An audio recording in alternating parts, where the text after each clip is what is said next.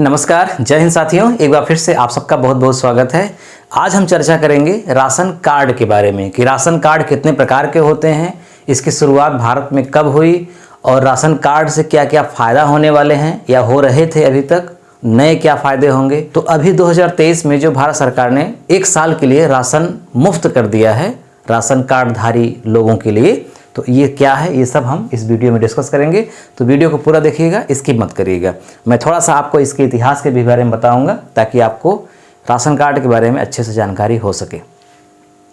देखिए, ration card का अगर हम इतिहास देखेंगे स्पेशल भारत में, तो इसकी जो शुरुआत हुई थी भारत जब आज़ाद नहीं हुआ था ना, उसके पहले ही हो गई थी, 1940 में ही। दरअसल हुआ क्या था, बंगाल में बहुत बड़ा अकाल पड़ा था, बहुत बड़ा अकाल, जिसमें मतलब खाने के लिए कुछ था ही नहीं, लोग भूखों मर रहे थे। तो भारत सरकार ने एक योजना बनाई, एक कार्ड शुरू किया कि जिनका ये कार्ड बन जाएगा उनको मुफ्त राशन मिलेगा। 1940 में कहाँ शुरू किया गया था, स्पेशल बंगाल के लिए शुरू किया गया था।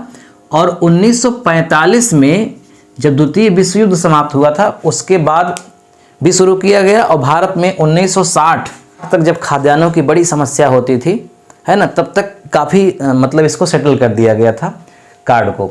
अब देखिए, हमने ये देखा कि 1940 में ही प्रायोगिक तौर पे शुरुआत की गई थी, लेकिन 1992 से बीपीएल कार्ड की शुरुआत हुई। बीपीएल आप लोग जानते होंगे, बिलो पॉवर्टी लाइन। अभी हम आपको बताएंगे कार्ड 4 प्रकार के होते हैं राशन कार्ड। तो 1992 से ही बीपीएल कार्ड की शुरुआत हो गई थी। बीपीएल का मतलब उन लोगों को चुना गया जो गरीब हैं, यानी एक रेखा का निर्धारण किया गया, एक कटाव रखी गई कि इससे ऊपर जो कमा रहा है वो गरीब नहीं है, बल्कि गरीबी रेखा से ऊपर है। जो उसके नीचे कमा रहा है वो गरीब है। तो जो गरीब है उनके लिए अलग कार्ड की शुरुआत की गई और इनके लिए राशन की व्यवस्था की गई। तो वर्तमान में जो राशन कार्ड के प्रकार हैं वो मुख्य रूप से 4 प्रकार के हैं। पहला एपीएल। एपीएल का मतलब क्या होता है, एबव पॉवर्टी लाइन। अगर इसको आप लिखना चाहें तो एबव पॉवर्टी लाइन, इसको हिंदी में बोलते हैं गरीबी रेखा से ऊपर।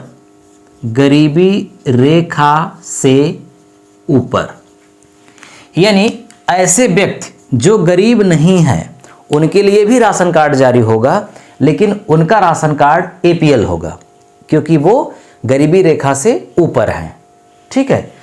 अब गरीबी रेखा का मतलब कि एक रेखा निर्धारित की जाएगी, एक मानक निर्धारित किया जाएगा। जैसे वर्तमान में लगभग, मैं आपको मोटा मोटा बता रहा हूँ, विश्व बैंक का एक डाटा अभी प्रस्तुत हुआ था 1-2 साल पहले। उसमें कहा गया था कि जो लोग इतना 1.9 डॉलर, जो लोग 1.9 डॉलर प्रतिदिन कमा रहे हैं, ठीक है, वहाँ तक गरीब हैं। इसके ऊपर जो कमा रहे हैं वो गरीबी रेखा से ऊपर हैं। अब अगर हम इसको देखेंगे 1.9 को कन्वर्ट करेंगे इंडियन रुपीज़ में, भारतीय रुपए में, तो ये लगभग आएगा 150 के आसपास। अगर आप देखिए, ये क्या होता है ना कि डॉलर घटता बढ़ता रहता है। जैसे इस समय लगभग 81 रुपये है, या पहले कम था, या और भी बढ़ सकता है। तो अगर मैं इसको मोटा मोटा भी कर दूं, 80 भी कर दूं इसको, तो कितना हो जाएगा, 9 8 72, 8 1 9 8 7 15, 152 रुपये। तो लगभग 150 रुपये को मानक रखा गया कि जो व्यक्ति 150 रुपये प्रतिदिन कमा रहा है, ठीक है, वो व्यक्ति गरीबी रेखा से ऊपर है। अगर जो व्यक्ति इतना भी नहीं कमा रहा है, 150 से नीचे आ गया, वो व्यक्ति गरीब माना जाएगा। और उसके लिए जो दूसरा कार्ड जारी होगा जिसका नाम है बीपीएल। अब इसको क्या बोलते हैं, बीपीएल को फुल फॉर्म क्या होता है, below poverty line. Below poverty माने होता है गरीबी, लाइन मतलब रेखा, यानी गरीबी रेखा से नीचे। गरीबी रेखा से नीचे जो व्यक्ति लगभग 150 रुपये प्रतिदिन, अगर आप इसका साल भर का देखेंगे तो लगभग 54-54 हज़ार या 55 हज़ार के आसपास आएगा। यानी वार्षिक आधार पर अगर गणना करें तो जो व्यक्ति लगभग 55 हज़ार कमा रहे हैं वो ठीक हैं। 55 हज़ार के नीचे अगर आ गए तो वो बीपीएल में आ गए, गरीबी रेखा से नीचे आ गए। तो इनके लिए जो कार्ड जारी होगा वो बीपीएल होगा, इनको और सस्ता गल्ला दिया जाएगा। अब एक तीसरा भी कार्ड होता है, वो होता है AAY। AAY क्या है? इसको हिंदी में ही लिखा जाता है अंत्योदय अंत्योदय अंत्योदय अन्न योजना। ये क्या है? अंत्योदय AAY अंत्योदय अन्न योजना क्या है? ये BPL के भी नीचे है, यानी ऐसे व्यक्तियों का चुनाव भारत सरकार करती है जो व्यक्ति बहुत ही गरीब हैं, बहुत ही दयनीय अवस्था में हैं। जैसे मान लीजिए 50,000 मान लीजिए समथिंग रखा गया कि जो व्यक्ति 50,000 सालाना कमा रहा है वो ठीक ठाक है, मतलब अपना जीवन यापन किसी तरह से वो कर लेगा। जो व्यक्ति 50,000 के नीचे कमा रहा है वो गरीब है।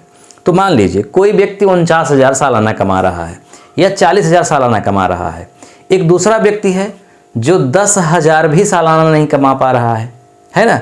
तो जो 40 कमा रहा है, जो 10 कमा रहा है तो वो दोनों BPL, लेकिन 40 वाले की स्थिति 10 वाले से कुछ ठीक है, तो 40 वाले के लिए BPL बन गया। लेकिन जो 10 कमा रहा है या इतना भी नहीं कमा रहा है वो तो बहुत ही गरीब है, मतलब उसके पास खाने के लिए भी नहीं है। तो उनके लिए उनका चुनाव अलग से किया गया और उनके लिए कार्ड जारी हुआ AAY अंत्योदय अन्न योजना, और इस कार्ड के लिए और सस्ता गल्ला देने की व्यवस्था की गई। अब एक चौथा कार्ड होता है PHH। PHH क्या है? इंग्लिश में इसको बोलते हैं प्रियोरिटी हाउस होल्ड्स, प्राथमिकता घरेलू। ये भी कार्ड का एक प्रकार है। प्रायोरिटी हाउस होल्ड, प्राथमिकता घरेलू, ये दरअसल राज्य सरकार जारी करती है। जैसे अभी के तीनों के ऊपर जो कार्ड है ना, ये केंद्र सरकार जारी करती है, ये राज्य सरकार अपने यहाँ स्पेशल अपनी तरह से गरीबी का निर्धारण करके गरीबों के लिए ये कार्ड जारी करती है, फिर उनको व्यवस्था कराती है। तो इस प्रकार से ये 4 प्रकार के कार्ड वर्तमान में हैं। अब देखिए इस समय जैसे 2023 लगा हुआ है, 1 जनवरी 2023 से।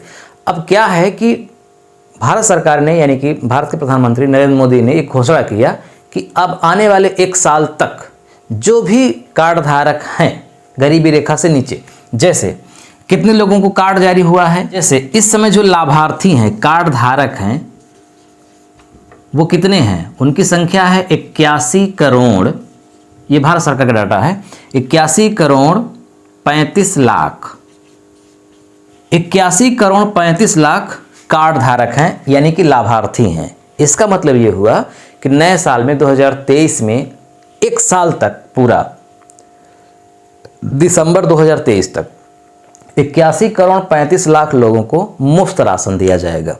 जैसे अभी क्या है, 1 रुपये से 3 रुपये के बीच में प्रति किलो के हिसाब से पैसा दिया जाता है। जैसे अगर किसी को मान लीजिए 5 किलो लेना है तो 5 दूना 10 या 12 या 15 इसी के आसपास पैसा लगता है। लेकिन अब क्या होगा कि इतना भी नहीं लगेगा, यानी कि पूरा का पूरा फ्री में मिलेगा। जैसे आप लोग देखे होंगे ना, महीने में 2 बार राशन दिया जाता था, 1 बार पैसा लगता था, 1 बार पैसा नहीं लगता था, है ना। तो अब फिर क्या हुआ, कोरोना जब आया था तो कोरोना के बाद ही ऐसी व्यवस्था की गई थी, 1 बार पैसा लगता था, 1 बार नहीं। फिर उसके बाद घोषणा हुई कि अब पैसा नहीं लगेगा, तो पूरा 2 बार मिलता था और दोनों बार पैसा नहीं लगता था। गेहूं भी मिलता था और चावल भी मिलता था ना, बीच बीच में नमक भी आता था, तेल भी आता था, चना भी आता था। तो इस तरह से जितना भी चीज़ें मिलती थी वो सब फ्री में मिलती थी कोरोना काल के समय में, महामारी के समय में। तो अब ऐसे ही जितनी भी चीज़ें आएंगी मिलेंगी वो सब फ्री में मिलेंगी, पैसा नहीं लगेगा जो कि लगता था। ठीक, तो ये एक अपडेट था राशन कार्ड को लेकर के। तो अगर आपका राशन कार्ड नहीं बना है तो राशन कार्ड बनवा सकते हैं। खाद्यान्न का जो पोर्टल है भारत सरकार का, उपभोक्ता मंत्रालय का, वहाँ पर उस पोर्टल पर जा कर के आप ऑनलाइन करा सकते हैं। जो सहज जन सेवा केंद्र वाले हैं वो कर देंगे, और 30 दिन का इसकी सीमा रखी जाती है। यानी कि आमतौर पर अगर सब कुछ ठीक ठाक रहा, सारे मानकों को आपने पूरा किया, जो जो डॉक्यूमेंट्स मांगा जाता है उसमें, वो डॉक्यूमेंट्स अगर आपने पूरा कर दिया, सही है, सर्वर भी ठीक ठाक चल रहा है, तो आमतौर पे 30 दिन के भीतर राशन कार्ड बन के तैयार हो जाता है। ठीक, तो अगर नहीं बना है तो बनवा सकते हैं, और अगर बना है तो आपको लाभ मिलेगा ही, इसमें कोई टेंशन वाली बात नहीं है। प्रति व्यक्ति 5 किलो मिलता है, चावल गेहूँ दोनों मिला करके। तो अगर आपके परिवार में मान लीजिए 5 लोग हैं तो 5 बचे 25 किलो मिलेगा, 10 लोग हैं तो 50 किलो। यानी राशन कार्ड में जितने लोगों का नाम है उतना प्रति 5 किलो के हिसाब से मिलता है। देखिए, भारत में जो गरीबी का आकलन किया जाता है वो कई प्रकार से किया जाता है। भारत में गरीबी का आकलन परचेजिंग पावर देखी जाती है, स्वास्थ्य देखा जाता है, उम्र देखी जाती है, आय के स्रोत देखे जाते हैं, ये सारे कुछ देखे जाते हैं।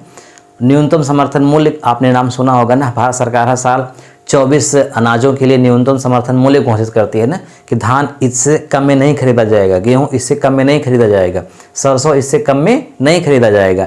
यानी कोई भी किसान जो बाहर बेचना चाहता था, उसको बहुत कम मिलता था, वो क्या करता है, वो भारत सरकार के पास जो इंस्टॉल लगाए गए हैं खरीदने वाले क्रय केंद्र हैं, वहाँ पे जाकर के वो जो न्यूनतम समर्थन मूल्य घोषित होता है उस पर वो बेच सकता है। तो ये सब कैसे होता है, क्यों शुरुआत की गई, अगर ये सब कुछ आप जानना चाहते हैं तो कमेंट करिएगा। मैं आपको इस पर विस्तार से वीडियो आपको बना करके बताऊंगा कि न्यूनतम समर्थन मूल्य क्या होता है ना। और भारत में खाद्यान्न की बड़ी कमी थी, भारत कैसे आत्मनिर्भर हुआ, हरित क्रांति कैसे आई भारत में, हरित क्रांति की क्या भूमिका है, ये सब कुछ, भारत कब से आत्मनिर्भर हुआ, दुग्ध का उत्पादन भारत में बहुत है। पूरे खाद्यान्न में अगर बात करें तो चीन सबसे नंबर 1 है, उसके दूसरे स्थान पे भारत ही आता है खाद्यान्न में। भारत आज आत्मनिर्भर ही नहीं है बल्कि विदेशों को भी निर्यात करता है, कुछ चीज़ें आयात भी करता है, जैसे दालें। भारत पूरी दुनिया में, भारत एक ऐसा देश है जो सबसे ज़्यादा दाल का उपभोक्ता है, यानी यहाँ दाल सबसे ज़्यादा खाई जाती है, और भारत सबसे ज़्यादा दाल बाहर से मंगाता भी है।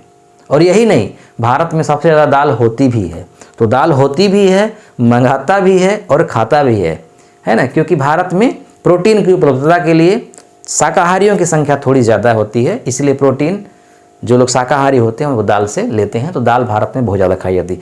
ये सब कुछ अगर आप चाहते हैं तो आप कमेंट करिएगा, मैं आपको बहुत विस्तार से बताऊंगा, क्योंकि विस्तार से बताना मुझे बहुत अच्छा लगता है। शॉर्ट वीडियो मुझे कम पसंद है, मैं कोई भी चीज़ विस्तार से ही ज़्यादा पसंद करता हूँ बताना। ठीक है, वीडियो कैसा लगा कमेंट करके बताइएगा, मिलते हैं नेक्स्ट वीडियो में।